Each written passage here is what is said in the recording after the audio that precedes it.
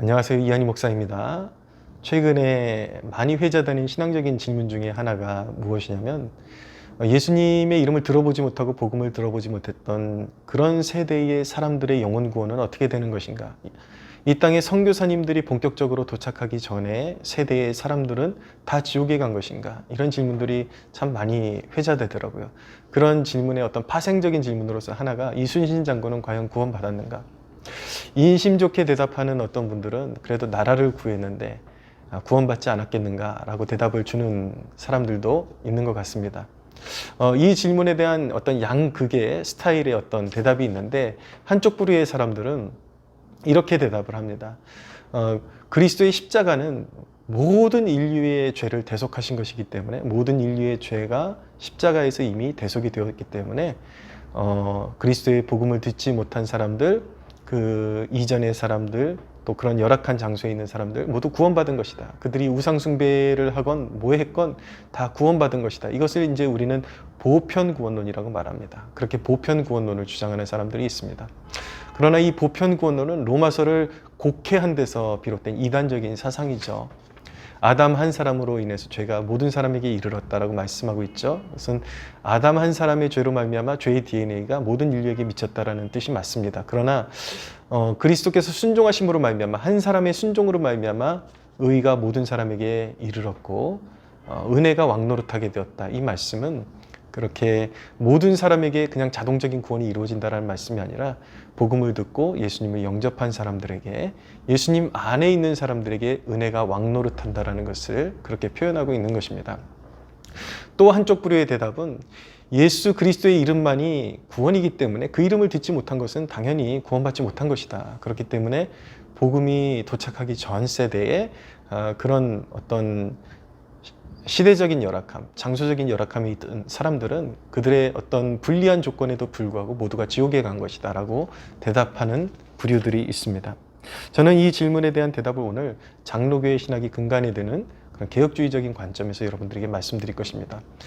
개혁주의 관점에서 성경을 바라보고 개혁주의의 주요 신학자들이 인정하는 내용이 무엇인지를 여러분들에게 말씀드리려고 하는데, 오늘 책을 한 권 참고해서 여러분들에게 대답을 풀어가려고 하는데, 제가 지금 가지고 있는 책은 헤르만 바빙크라는 네덜란드 신학자의 중생론이라는 책입니다. 이 책의 내용을 가지고 여러분들과 함께 나누려고 합니다.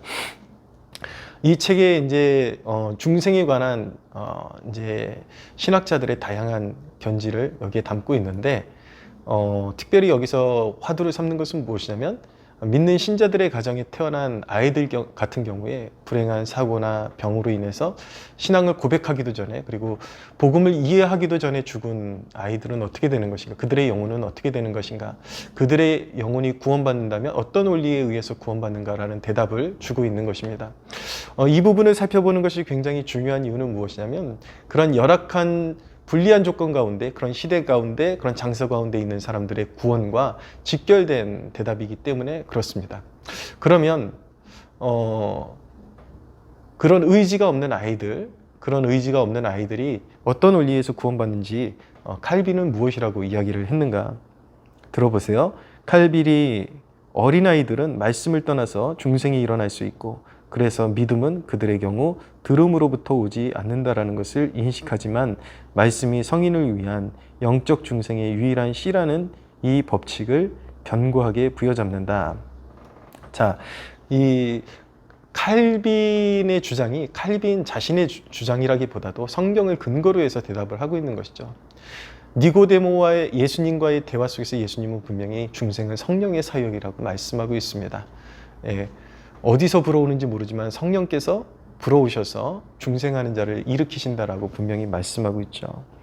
그래서 말씀을 통해서 성령께서 중생케 하시는 것은 분명하지만 성령께서는 특별한 경우에, 특수한 경우에는 오로지 자신의 그런 능력만을 의지해서 한 사람을 중생케 하실 수 있다라는 것입니다. 특별히 이렇게 자기의 의지로 믿을 수 없는 사람들, 어린아이들. 그렇지만 모든 어린아이들이 그렇게 성령의 역사로 중생한다는 뜻이 아니라, 특별히 믿음의 가정에서 태어난 아이들 같은 경우에 하나님의 그런 어떤 택하심의 영역에 있던, 하나님의 미리 하심의 영역에 있던 아이들 같은 경우는 하나님이 실패하지 않으시고 그들의 영혼을, 그들의 어떤 고백을 받지 않으시고도 분명히 중생케 하실 수 있다라는 것을 고백하고 있는 것입니다. 그러나 보편적으로 이해할 수 있는 세대에게는 전도에 미련한 것으로 영혼들을 구원하시기로 하나님께서 작정하신 그 원리를 분명하게 적용하고 있는 것입니다. 말씀이 한 심령에 떨어져서 중생의 씨앗이 되는 것이고 성령은 그것에 역사하셔서 한 영혼을 구원해 내시는 것을 인정하는 것입니다. 여기서 중점은 무엇이냐면 성령께서 일하시는 방식입니다. 보편적으로는 떨어진 말씀 위에 역사하셔서 그 말씀을 생명의 씨로 삼으시는 경우들이 있지만 성령께서는 또한 강권적인 그런 주도권을 가지시고 한 사람의 영혼을 거듭나게 하실 수 있다는 것을 여기서 어필하고 있는 것입니다. 웨스트민스터 신앙고백서의 내용을 여기 담고 있는데 외민 이 신앙고백은 뭐라고 어떻게 사람의 영혼이 구원받는 것으로 중생하는 것으로 설명하고 있는지 들어보세요. 하나님이 생명으로 예정하신 모든 사람 오직 그들만을 하나님은 자신이 지정하시고 인정하신 때에 유효적으로 부르시기를 기뻐하신다. 이는 하나님의 말씀과 성령에 의해 본성적으로 처해진 죄와 죽음의 상태로부터 예수 그리스도로 말미암은 은혜와 구원으로의 부르심인데 하나님의 일들을 이해하도록 그들의 마음을 영적으로 그리고 구원에 이르도록 조명하시고 돌 같은 마음을 제하시고 살 같은 마음을 주신다. 네.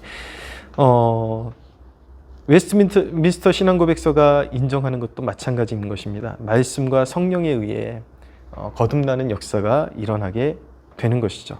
그래서 하나님의 주권적인 영향력 하에 있는 것이기 때문에 성령께서 주도적으로 그 일을 행하셔서 돌같이 굳은 마음을 열어서 구원의 역사를 행하실 능력이 성령께 있다라는 것을 고백하고 있는 것입니다. 또 한 가지 여기에 나오는 아이들의 그런 어떤 죽은 아이들의 영혼에 관한 그런 견지는 이렇게 말합니다. 개역파는 유아기에 죽은 언약의 자손들의 경우 복음에 대한 지식이 없이 외적 부르심으로부터 무관하게, 여기서 외적 부르심이라는 것은 복음이 선포되고 그것을 이해하는 그런 영역을 말하는 것입니다. 외적 부르심으로부터의 어떤 그런 상황과 무관하게 성령에 의해 중생하고 천국으로 받아들여진다라고 만장일치로 고백했다.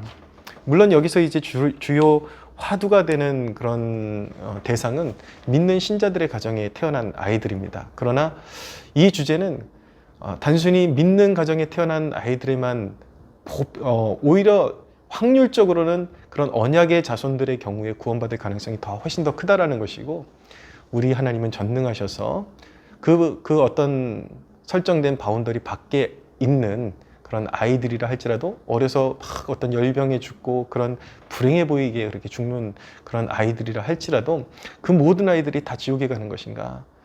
분명히 하나님은 실수가 없이 그가 만세전부터 택하신 자녀들을 구원해 내신다라는데 방점이 있는 것입니다. 여기서 중요한 것은 계속 무엇이냐면 하나님의 주권에 있다라는 거예요. 실수하지 않으신다. 하나님께서는 반드시 구원해 낼 자에 대해서 하나님 책임을 주신다, 역사하신다라는 데 방점이 있는 것이죠. 구원의 역사가 하나님의 주권 가운데 있다라는 것이 사실은 인간을 불리하게 하는 것이 아니라 알고 보면, 눈 뜨고 보면 얼마나 큰 은혜인지를 우리에게 다시 한번 각인시켜주는 대목입니다. 이 책에 보면 이제 중생에 관한 원리를 이제 나사로의 사건을 통해서 설명하는 대목이 있는데 잘 묵상해 보면 꽤나 은혜롭습니다. 들어보세요. 이것이 바로 나사로가 죽었을 때 일어난 일이다. 비록 나사로는 죽었기 때문에 그 자신의 힘으로는 들을 수도 없고 일어날 수도 없었지만 그리스도는 나사로의 부활을 약속하셨다. 그리스도는 불능 상태의 나사로에게 그가 나와야 한다라고 외적으로 명령하셨다. 나사로에 나오라 그렇게 명령하시잖아요. 들을 수 없는 지체에게 그렇게 시체에게 그렇게 말씀하신단 말이에요. 예수님께서 아무 생각이 없으셨을까요? 그렇지 않다라는 것이죠. 인간이 그렇게 외쳐봤자 죽은 시체가 살아날 수 없지만 예수님은 하나님이시고 그 사역은 하나님의 사역이기 때문에 그렇게 역사할 때 죽은 시체 자체는 들을 수 없지만 성령의 역사는 그것을 그 예수님의 말씀을 그 시체에게 적용시켜 주실 수 있다라는 것입니다. 죽은 감각이 살아나게 하실 수 있다라는 것이죠. 그리고 동시적으로 그에게 내적 생명과 능력을 부여하셨다. 그래서 나사로는 듣고 일어나서 예수님의 명령에 순종할 수 있었다. 철저하게 죽었던 영혼도